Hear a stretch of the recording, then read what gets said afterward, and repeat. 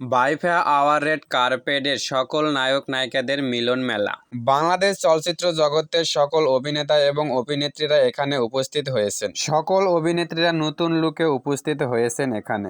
সকল অভিনেত্রীকে অনেক সুন্দর লাগছে। এই অনুষ্ঠানে মেহজাবিন চৌধুরী ও তার ছোট বোন মালাইকাকে নিয়ে উপস্থিত হয়েছেন। তাদের দুই বোনকে অনেক সুন্দর লাগছে। মেহজাবিন চৌধুরী ও তার ছোট বোন মালাইকা দুইজনই নতুন লুকে উপস্থিত হয়েছেন। অন্যদিকে কেয়া পায়েলও সাদা ড্রেসে নতুন লুকে উপস্থিত হয়েছে। সকল দর্শককে উড়ন্ত চুমা দিয়ে ভালোবাসা জানিয়েছেন। কেয়া পায়েল দর্শকের ভালোবাসা পেয়ে অনেক হাসি খুশি ছিলেন।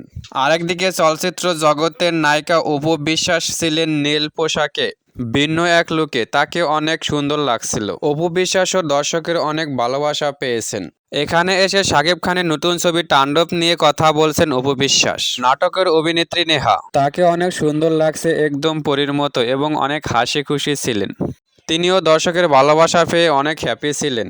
আরেকদিকে চলচ্চিত্র জগতের পূজা চেরি নতুন লুকে হাজির হয়েছেন এই অনুষ্ঠানে। কে স্টাইল পূজা চেরি ভক্তরা বলছেন ফ্যাশনের রানী। অন্যদিকে নাটকের অভিনেত্রী তানজিন তিশাও ছিলেন নতুন লুকে। তাকে অনেক সুন্দর লাগছে। তিনিও দর্শকের অনেক ভালোবাসা পেয়েছেন এবং অনেক হাসি খুশি ছিলেন। দর্শক, এই চ্যানেলে নিত্য নতুন জিনিস পেতে সাবস্ক্রাইব করুন এবং লাইক কমেন্ট করুন।